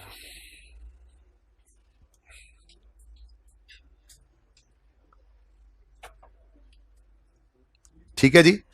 अच्छा, अब ये तो थी एग्जाम्पल, हमारा सवाल इससे भी ज्यादा आसान है। सवाल क्या कहता है, ये देखो मैंने अब ये लिखा हुआ है, ये देखो ये एंट्रीज नहीं है, वर्किंग वन है, वर्किंग वन है, जनरल एंट्रीज नहीं है, जनरल एंट्रीज अब ये करने लगा हूं मैं, ठीक है। जनरल एंट्रीज, जनरल एंट्री करनी है हमने 2001 और 2002 की, स्टैंडिंग इन 2002। तो क्या करेंगे, मैंने आपको कहा 2003 में, सॉरी, क्या करेंगे, बैलेंस शीट आइटम्स को लेंगे और इनकम स्टेटमेंट आइटम्स को इग्नोर करेंगे और बैलेंसिंग फिगर को हम रिटेन अर्निंग में फेंक देंगे। ये किसकी एंट्रीज की हैं, 1 और 2 की, स्टैंडिंग इन 3। देख लो भाई, अब प्लांट 15 से बढ़ रहा है और प्लांट 17 से बढ़ रहा है, तो प्लांट 15 जमा 17 कितना, 32 से बढ़ गया। अब और कुछ था ही नहीं इसमें, इसीलिए मैंने एग्जांपल में लायबिलिटी वाला भी किया ताकि थोड़ा मुश्किल हो जाए, ये तो इतना आसान था, ठीक है। अब एसेट बैलेंस शीट आइटम को ले लिया, इनकम स्टेटमेंट को क्या कर दिया, इग्नोर। अब एंट्री बैलेंस हो रही है, एंट्री बैलेंस नहीं हो रही, तो फिर बैलेंसिंग फिगर क्रेडिट साइड पे आ रही है 32, उसको कहां फेंक दो, रिटेन्ड अर्निंग्स में। बेटा अभी मैं 3 में गया नहीं ना, अभी मैं 2 की गलतियों सही कर लूं जी। ये क्या है, बैलेंसिंग। खेती ना करया करो। किसने पूछा सवाल, अच्छा जी, हर भी कहता है पीछे से बात आ रही, अगली वाले का पीछे दीवार है, पीछे दीवार है। अच्छा जी, सुने सुने सुने सुने सुने, ये वैसे वैसे वैसे ये बात लॉजिकली समझ भी आती है कि दोनों साल में एक एक्सपेंस 32 से कम हुआ है, एक्सपेंस क्रेडिट कम हुआ, तो एक्सपेंस का कम होना प्रॉफिट को बढ़ाता है, यानी रिटेन अर्निंग्स को बढ़ाता है, तो इसलिए रिटेन अर्निंग क्रेडिट हो रही है। लेकिन ऐसे नहीं सोचना, बस जो सोचना था वो सोच लिया है, ठीक है। अच्छा, ये तो हमने क्या किया, 2003 में खड़े हैं और उससे पिछले जितने भी साल हैं उनकी एंट्री 2003 में खड़े होकर की हमने, ठीक है। ये 1 साल, 2 साल, 3 साल, 4 साल, जितने मर्जी हो, ठीक है। अब 2003 की बारी आती है, तो जनरल एंट्री ऑफ 2003 हमने करनी है, स्टैंडिंग इन 2003। तो इसके लिए हम क्या करेंगे, इसके लिए हम जस्ट क्या करेंगे, कॉपी और पेस्ट, कंट्रोल सी करेंगे यहां से एंट्री को और कंट्रोल वी कर देंगे अपनी रिक्वायरमेंट में जाके। क्यों, 2003 तो हमारे पास ही है, 2003 का प्रॉफिट लॉस ही हमारे पास ही है, इसीलिए तो 2003 के साथ रीस्टेटेड नहीं लिखते थे, तो ये तो हमारे पास ही है साल मौजूद। तो जो एंट्री 2003 में नजर आ रही है एज इट इज, 1 है, 2 है, 3 है, 10 है, जितनी एंट्रीज हैं एज इट इज, वहां कोई कॉम्बिनेशन नहीं करना। यहां हमने कंबाइन कर दिया सारी एंट्रीज को, कंसोलिडेटेड एंट्री की एक पास। क्या किया हमने, एक कंसोलिडेटेड एंट्री पास की जिसमें सारे बैलेंस शीट आइटम्स को उठाकर ले आए और इनकम स्टेटमेंट को इग्नोर किया और बैलेंसिंग को कहां फेंक दिया, रिटेन्ड अर्निंग्स में। लेकिन ये 2003 में खड़े होकर 2003 वाली एंट्रीज एज इट इज लिखनी है, 1 है, 2 है, 3 है, 10 है, जितनी एंट्रीज हैं वो उठाकर एज इट इज लिखनी है, उनको कंसोलिडेट कंबाइन नहीं करना, ठीक है। तो हमारे तो सवाल में इसमें है ही एक प्लांट डेबिट और इंटरेस्ट एक्सपेंस, कोई रिटेन्ड अर्निंग नहीं भाई, प्रॉफिट लॉस मौजूद है, इंटरेस्ट एक्सपेंस क्रेडिट। तो 9 वाले भाई और 9 वाले भाई, 9 वाले भाई नहीं, 9 वाले भाई, समझ आएगी 9 का क्या करना है, ठीक है। तो ये हमने क्या किया जी, ये रिकॉर्ड। अब ऐसे नहीं अंग्रेजियां लिखनी है आपने ऊपर, general entry of 2003, standing in 2003, और फिर किधर गया ये जनरल एंट्रीज ऑफ 2001 और 2, स्टैंडिंग इन 2003, ऐसे नहीं लिखना आपने, जस्ट नंबर 1 नंबर 2 ये 2 एंट्रीज करके आ जानी है पर्चे के अंदर, ठीक है। ये आपकी रिक्वायरमेंट नंबर ई है। ओह आसान था, लेकिन बस उस दिन दिल नहीं किया कि ये बात करूं, इसलिए नहीं की। तो अब अगर आप गौर फरमाएं तो आपके सारे ही काम इस वर्किंग वन से हो रहे हैं, इन्हीं एंट्री से इनकम स्टेटमेंट बनी, बैलेंस शीट बनी, चेंज इक्विटी बनी, नोट बना, और आज जनरल एंट्रीज भी इन्हीं एंट्रीज की मदद से हुई हैं, ठीक है। सीख लिया आपने, सीख लिया। अब इसको अप्लाई करते हैं 2-3 जगहों पे, जल्दी करें।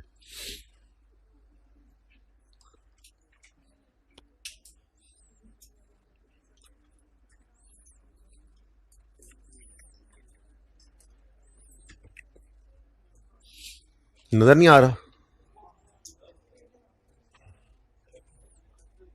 जी स्टूडेंट,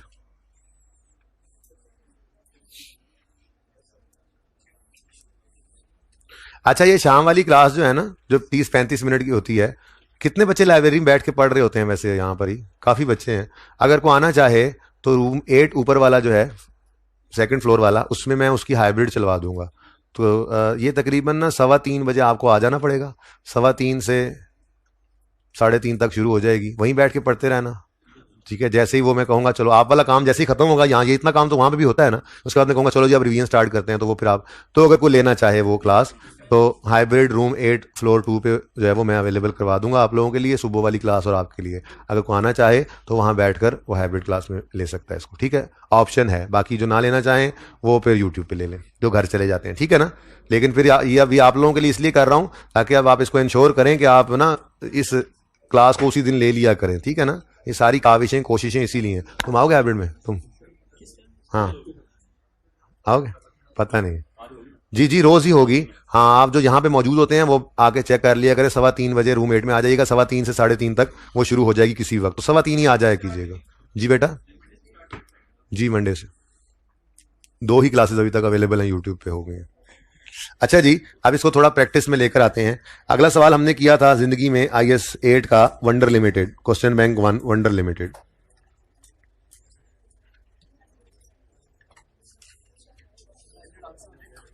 जी आज से होगी इंशाल्लाह, मैंने कह दिया था टीए को भी। आमिर भाई आप भी याद करवा दीजिएगा, 3 बजे वहां पे हाइब्रिड का सेटअप आपने लगा देना है। वैसे तो शुरू से ही लगा दें बेशक, हाँ शुरू से ही लगा दें। जिसने दोबारा पढ़ना हो दोबारा पढ़ ले आके। वैसे क्या दोबारा पढ़ना है भैया, मक्खन तो निकला ही होता है, बहुत टाइम लाया होता है। वहां बैठ के अपना लाइब्रेरी में पढ़ना, 3:15 बजे आना, ठीक है? उससे पहले नहीं आना। और अगर उससे पहले मैं शुरू करूंगा तो मैं लाइब्रेरी में बच्चा भिजवा के अनाउंस करा दूंगा, आ जाओ ही आ जाओ। ओए ये क्या हुआ?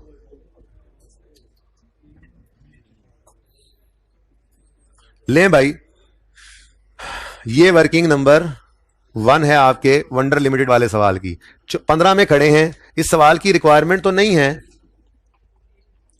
Pakistan bring the target below 100। Wow, अच्छा जी सुने, हाँ अच्छा सुने, मेरी बात भी सुन लें। वंडर लिमिटेड वाला सवाल, ये एंट्रीज हमने की थी। इसकी रिक्वायरमेंट क्या है जरा देखें। रिक्वायरमेंट है प्रिपेयर स्टेटमेंट ऑफ, देखो पढ़ लो। नहीं है? अच्छा मैं ही पढ़ा देता हूँ जी। Prepare statement of financial position, statement of comprehensive income, statement of change equity, correction of error note, आगे ई ऐड करें। ई पास जर्नल एंट्रीज ऐड होगी रिक्वायरमेंट तो फिर करें। मैं एंट्री सामने ओपन कर देता हूं, ये लें। ये एंट्रीज आपने कर रखी हैं, ये वर्किंग है। ये वो जर्नल एंट्रीज नहीं है जो सवाल ने रिक्वायर की हैं। ओके, तो जल्दी से करें, दस्ती प्रैक्टिस करें ना। आज का टेस्ट के अंदर भी मौजूद है ये रिक्वायरमेंट।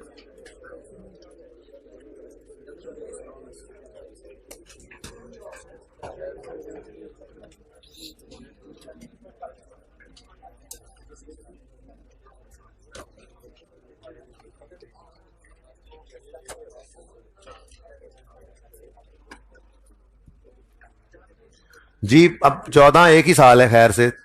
15 में खड़े होकर पहले 14 की एंट्रीज करोगे, फिर 15 में खड़े होकर 15 की एंट्री करोगे। 14 की एंट्रीज कंबाइन कर देनी है। 14, 13, 12 जितने साल की एंट्रीज हों, एक साल में जितनी मर्जी एंट्रीज हों, यानी 15 से पीछे जितनी एंट्रीज हैं, चाहे वो एक साल की मल्टीपल एंट्रीज हैं, चाहे मल्टीपल साल की मल्टीपल एंट्रीज हैं, वो आपने कंबाइन कर दिया करनी है। कंसोलिडेटेड एंट्री पास करनी है। और जो करंट ईयर होगा जिसमें आप खड़े होंगे उसमें कॉपी पेस्ट, जितनी एंट्रीज हैं अलग अलग लिखनी है, उनको कंबाइन नहीं करना। शाबाश शाबाश, बाकी भी कर लें हिम्मत। हाँ जी बाकियों को भी कर, जी ठीक है, बाकियों को भी कर लें।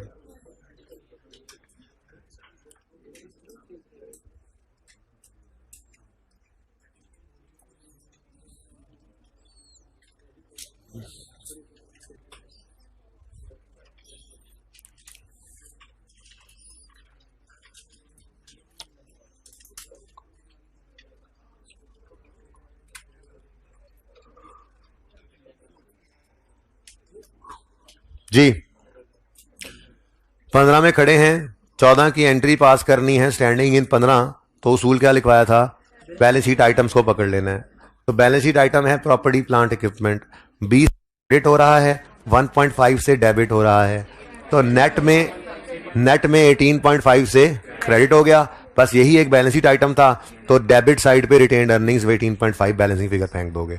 तो पहली एंट्री होगी retained earnings debit, PPE credit 18.5 से। उसके बाद 15 के साल की एंट्रीज, 15 ही है ना, 15 के साल की एंट्रीज के बारे में क्या करना है कि इनको कॉपी पेस्ट करना है। ये 2 अलग अलग एंट्रीज हैं तो अलग अलग ही पोस्ट करनी है आपने। पीपीई डेबिट डेप्शन एक्सपेंस क्रेडिट 2 रुपए, पीपीई डेबिट डेप्शन एक्सपेंस क्रेडिट 6 रुपए। तो ये आपकी जनरल एंट्रीज हैं जो रिक्वायर्ड थे। इकट्ठा नहीं करना, नहीं, कॉपी पेस्ट अलग अलग, ठीक है। एक और सवाल मार्वलस वाला, कितने बच्चों ने किया घर पे? मार्वलस वाला, बाकी सब बच्चे भी करेंगे, ठीक है। अब वो मार्वलस वाले सवाल की रिक्वायरमेंट पे जाएं। सब नहीं कर सकते, नहीं कर सकते, नहीं कर सकते। कॉपी पेस्ट कर रहे हैं बेटा, हाँ नंबर कट जाने हैं, कंबाइन क्यों करें।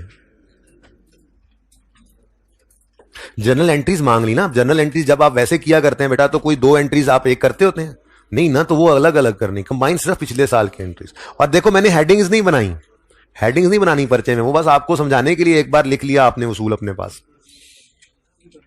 कंबाइन नहीं करनी, करंट ईयर की कंबाइन नहीं करनी, नहीं करनी, नहीं करनी, और प्रीवियस ईयर्स की कंबाइन करनी है, करनी है, करनी है, कसम से करनी है। अच्छा जी, marvellous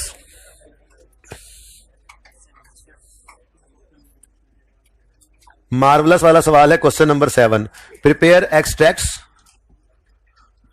from statement of financial position, statement profit and loss and correction of error note. ये लिखा, आगे ऐड करो ऑल्सो पास जर्नल एंट्रीज। ठीक है जी।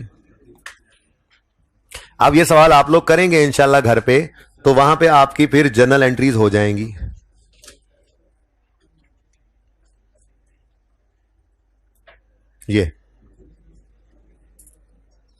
ये जर्नल एंट्रीज तक आप पहुंच जाओगे।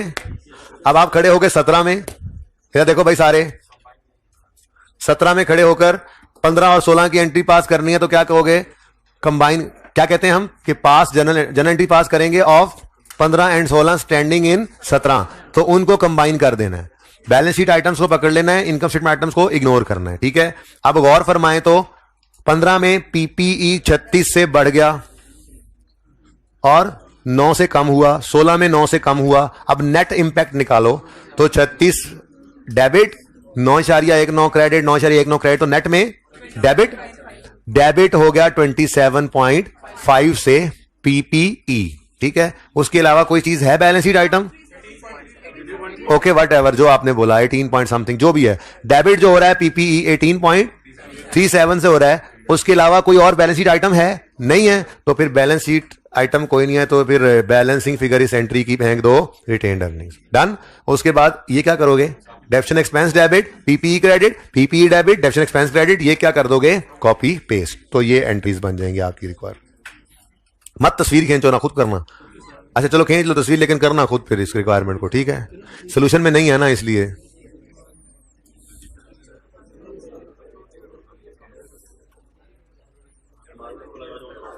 ठीक है जी।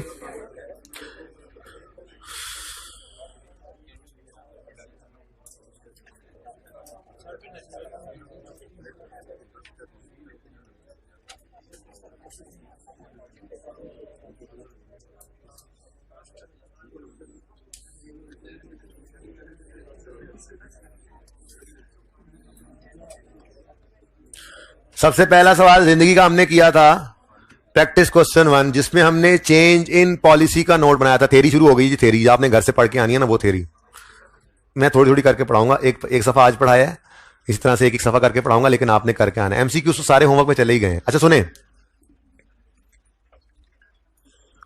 चेंज इन पॉलिसी का नोट हमने बनाया था प्रैक्टिस क्वेश्चन 1 में, बोलो 3 के साल में खड़े थे। अच्छा मैंने आपको एक उसूल लिखवाया है आईएस 8 का, आईएस 8 के अंदर इनकम स्टेटमेंट बनती है 2 साल की, balance sheet change in equity बनती है 2 साल की, और बैलेंस करती है 3 साल की। फिर नोट भी इसी तरह, स्टेटमेंट 2 साल की और बैलेंस शीट 3 साल की। ये उसूल हमने पहले दिन सीखा था और चेंज इन पॉलिसी का नोट बनाया था। यानी अगर 2003 में खड़े हैं तो income statement, change in equity और नोट का तो रूल, बैलेंस शीट का रूल तो लिखवा दिया कि इनकम स्टेटमेंट 2 साल की, चेंज इन इक्विटी 2 साल की, बैलेंस शीट 3 साल की। ये तो रूल चाहे पॉलिसी हो चेंज, चाहे प्रायर ईयर एरर की करेक्शन हो, ये तो सेम ही रहेगा। इनकम स्टेटमेंट 2 साल की, चेंज इन इक्विटी 2 साल की और बैलेंस शीट 3 साल की। लेकिन जब बारी आती है नोट की, जब बारी आती है नोट की, तो चेंज इन पॉलिसी हो, चेंज इन पॉलिसी का नोट हो, तो जिस साल में खड़े हैं उसको भी प्रेजेंट करना है।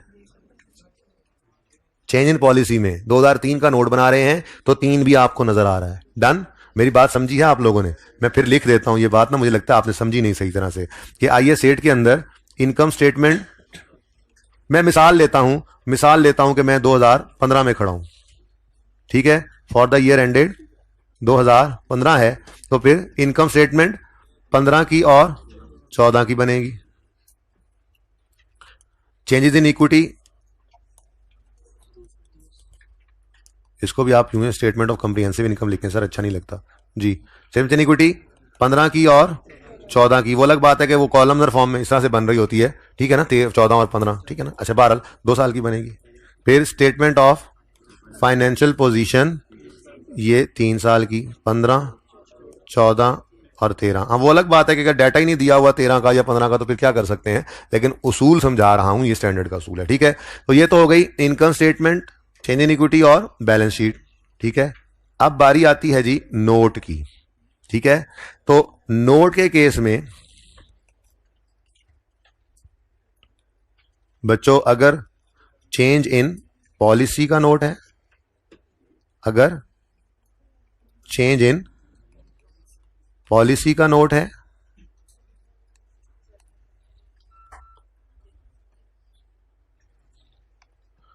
तो आप चेंज इन पॉलिसी का नोट है तो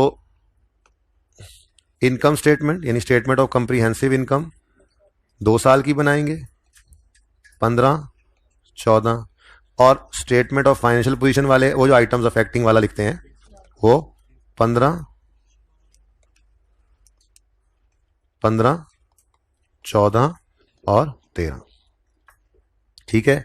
और अगर नोट बना रहे हैं आप prior year error correction,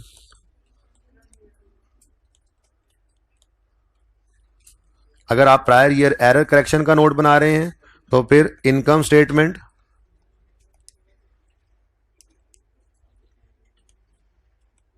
income statement 14 और बैलेंस शीट 14 और 13 की बनाएंगे। करंट ईयर को प्रेजेंट नहीं करेंगे, करंट ईयर को प्रेजेंट लिख के नहीं काटना, बस लिखना ही नहीं है आप लोगों ने, ठीक है। तो ये है पूरे स्टैंडर्ड की समरी, ठीक है जी। चेंज इन एस्टीमेट में आप जिस साल में खड़े होते हैं सिर्फ उस साल के अंदर, वो नोट दिखा देता हूं, सिर्फ उसी साल के अंदर प्रोस्पेक्टिव एप्लीकेशन हम कर रहे होते हैं उस साल को और फ्यूचर ईयर्स को सही कर रहे होते हैं, और उसका नोट इतना तफसीली बनता ही नहीं है, वो तो सिर्फ 2 लाइनों का नोट होता है, ठीक है। तो ये तो होगी जरा समरी। ऊपर वाला general rule income statement balance sheet change in equity वो दोनों के केस में सेम ही रहेगा, चाहे प्रायर ईयर एरर करेक्शन हो चाहे चेंज इन पॉलिसी हो, बस नोट के अंदर थोड़ा सा फर्क है। ये 1-2 सफों के अंदर आपको नजर आएगी थेरी ये वाली भी, ये नोट जिसके अंदर नहीं लिखना है एक के अंदर दूसरे के अंदर लिखना है, जाहिर है कल पढ़ाऊंगा, ठीक है। अब ये चीज यहां पर हमने मुख्तलिफ टाइमों के अंदर की थी, ये मैंने प्रैक्टिस क्वेश्चन 1 करवाया था, 2003 के अंदर खड़े थे तो 3 का भी नोट बना था। Income statement balance sheet change in equity का रूल सेम है, वो इसलिए मैंने अलग कर दिया, यहां पे सिर्फ नोट मैंने सामने रखे हैं। अब 3 में खड़े हैं तो चेंज इन पॉलिसी का नोट बनाते हुए 3 को भी प्रेजेंट किया, ठीक है। प्रायर ईयर एरर करेक्शन था, 15 में खड़े थे तो 15 के साथ हमने नहीं बनाया था, वंडर लिमिटेड याद करो, ठीक है। और चेंज इन एस्टीमेट का नोट तो वैसे ही बस इतना सा है कि ड्यूरिंग द ईयर ये कुछ चेंजेस आई हैं, effect of this change current year profit और फ्यूचर ईयर प्रॉफिट वर्किंग से हम कर लेते हैं, ठीक है। इसमें वैसे ही हम प्रोस्पेक्टिव एप्लीकेशन करते हैं, रिट्रोस्पेक्टिव एप्लीकेशन नहीं करते। तो आइए सेट सिर्फ इतना सा ही है, change in policy, prior year correction और चेंज इन एस्टीमेट का नोट, ठीक है जी, सही है। तो प्रायर ईयर एरर करेक्शन में जिस साल में खड़े हो उसको प्रेजेंट नोट के अंदर प्रेजेंट नहीं करना।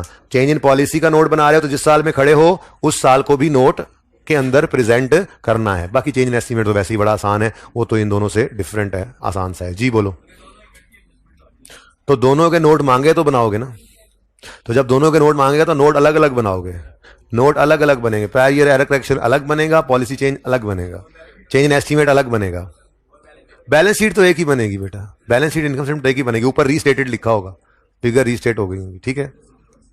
भाई का सवाल यह था कि अगर चेंज इन पॉलिसी और प्रायर ईयर करेक्शन दोनों एक ही सवाल में आ जाएं तो क्या करें, नोट भी दोनों के मांग ले। भाई बातें मत करो, तो अगर नोट दोनों के मांग लेगा तो दोनों का नोट अलग अलग बनाओगे, पर income statement balance sheet same ही बननी है भाई, वो अलग अलग नहीं बनती, ठीक है।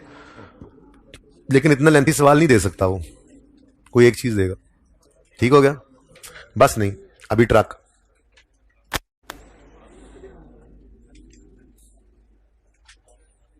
पहला होमवर्क तो हो गया ना आपका एमसीक्यूज आईएस 8 के, दूसरा होमवर्क हो गया आपका जो पिछले सवालों में से कोई पेंडिंग है तो वो कर लें, तीसरा होमवर्क है आपका पेज 376 से 380 तक सारी थ्योरी को रीड करना, जिसमें से 37 पहले सफे से लेकर 380 तक जितनी थ्योरी है 5 सफे, ये सारी लफ्ज ब लफ्ज रीड करनी है। पहला सफा मैं पढ़ा के छुट्टी देने लगा हूं, मैं पढ़ा के छुट्टी, आप भी पढ़ लेना। अच्छा सुने, 380 तक, 376 से 380 तक जी। 376 में दो चार बातें हैं, वो क्या हैं जरा सुन लो। पहली बात, अकाउंटिंग पॉलिसी होती क्या है, स्टैंडर्ड ने लिखा है। ये डेफिनेशन याद करने की इसलिए जरूरत नहीं कि स्टैंडर्ड आपने साथ लेके जाना है, वो डेफिनेशन बोलेगा तो खोल के लिख लो ना। अकाउंटिंग पॉलिसी क्या होती है जी? अकाउंटिंग पॉलिसी कहते हैं basis conventions rules for preparing financial statements. Basis, बातें मत करें, basis conventions rules used in preparation of financial statements. क्या मतलब? मतलब जी इन्वेंट्री के लिए FIFO लगा लो या एफको लगा लो, ये बेसिस कन्वेंशंस रूल। हाँ, अब जब आपने सेलेक्ट कर लिया, यार चुप कर जाओ भाई, कुछ शर्म कर लो, शर्म तुमको मगर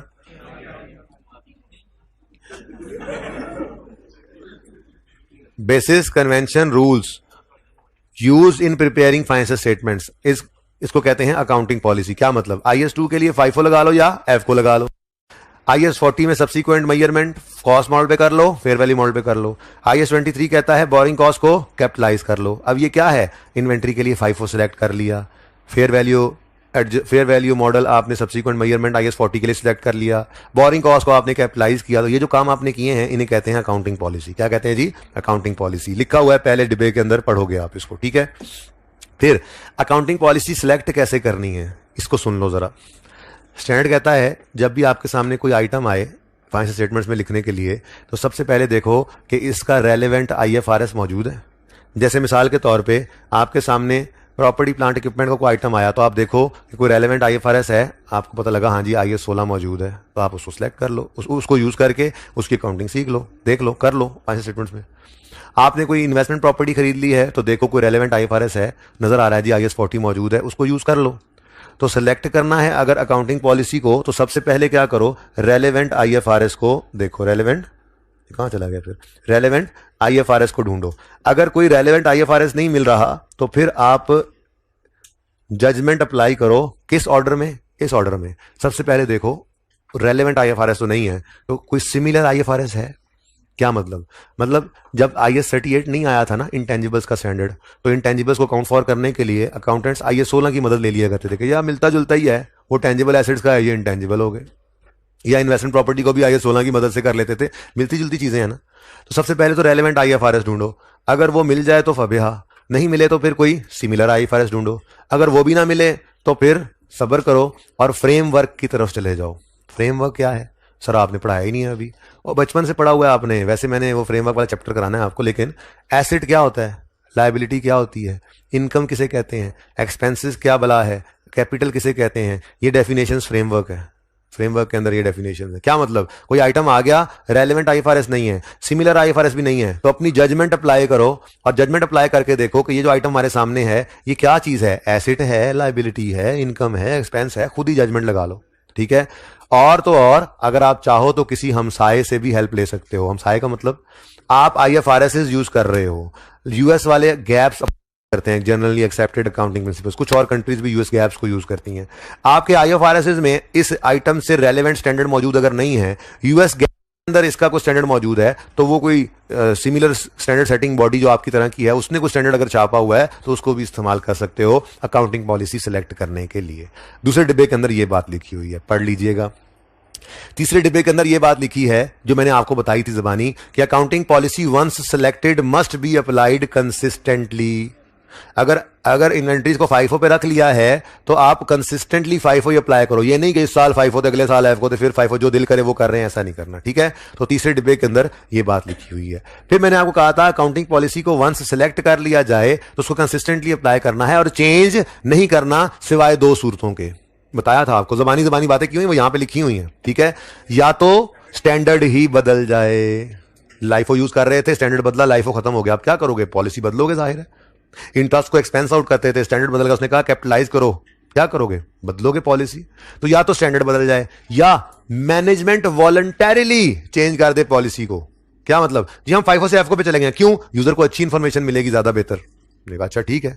अच्छा अब अगर तो वॉलंटरीली मैनेजमेंट ने पॉलिसी को चेंज किया है, ओ भाई इधर ध्यान दो, अगर मैनेजमेंट ने प्लीज वॉलंटरीली पॉलिसी को चेंज किया है, तो फिर आपके लिए जरूरी है, कोई ऑप्शन नहीं है कि आप माफी मिले, आप रिट्रोस्पेक्टिवली ही अप्लाई करके लाते हो उसको, ठीक है। लेकिन अगर स्टैंडर्ड बदला है और पॉलिसी बदलनी पड़ी है तो फिर जो करना हो वो स्टैंडर्ड खुद ही बता देता है। ये रिट्रोस्पेक्टिवली आना है या प्रोस्पेक्टिव भी चल सकते हो। ये बातें आपकी अगले 2-3 सफ़ों के अंदर लिखी हुई आपको मिलेंगी। बाकी आपने ये सारे सफ़े पढ़ने हैं, मैं इसी तरह से आहिस्ता आहिस्ता इनको आपको रीड करवाता चला जाऊंगा। एमसीक्यू सारे करके आने हैं, इंपॉर्टेंट एमसीक्यूज हैं। जिंदगी रही तो कल होगी मुलाकात। अल्लाह हाफिज।